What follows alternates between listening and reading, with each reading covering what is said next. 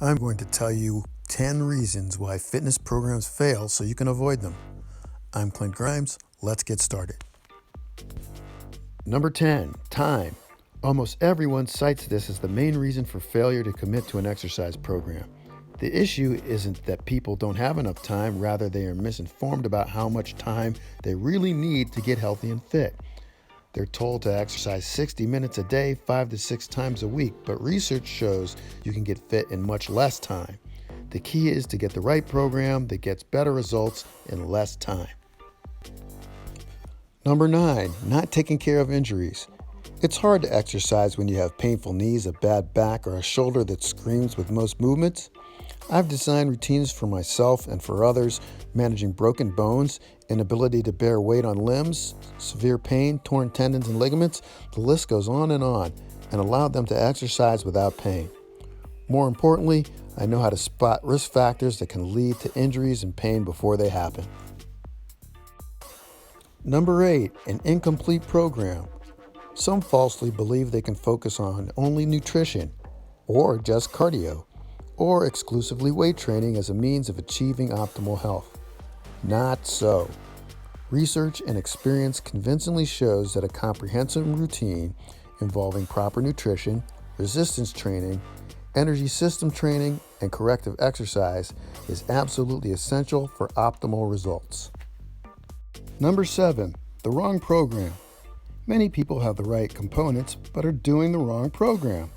The program that's appropriate for a young bodybuilder is nowhere near appropriate for a 40-something mother of 3 with a bad knee trying to get fit. Beginners should focus their energy towards 3 basic compound lifts: squat, deadlift, and bench press. After you perfect the form, start adding resistance.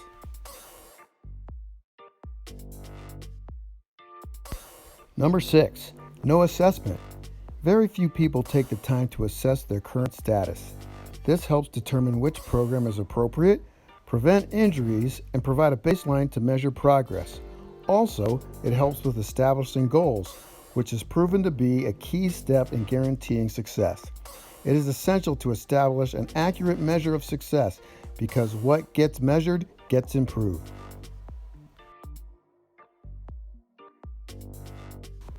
Number 5, no coaching. Coaching is pivotal to assure that you're learning and performing the exercise program correctly. Even just a minor adjustment can provide great improvement of your fitness journey. You may miss that without a coach.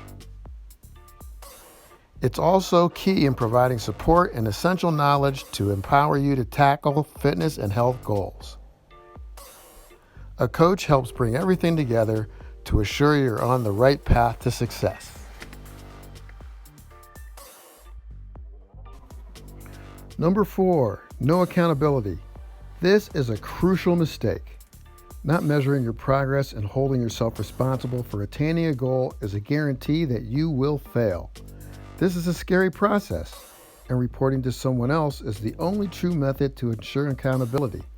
This is easily accomplished by having a coach to guide you, or even by having a training partner who expects you to show up and who pushes you during your workouts.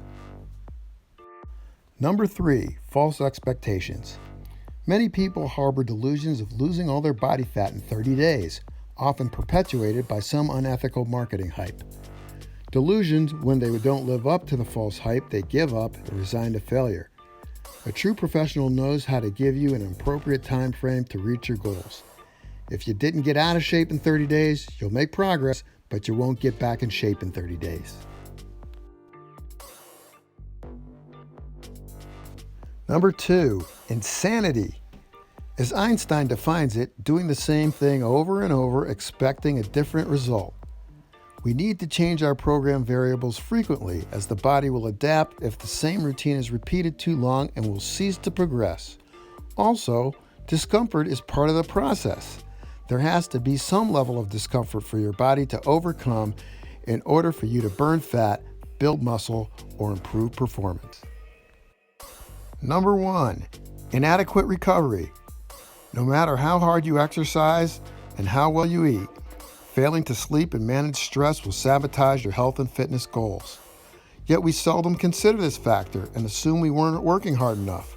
Right now, no matter where you are in your fitness journey, it's time to hold up the mirror and see whether you are guilty of any of these mistakes. If you like this video, give it a thumbs up and click on this video to discover the 10 best foods to eat on the keto diet. That's it. That's all. See you next time.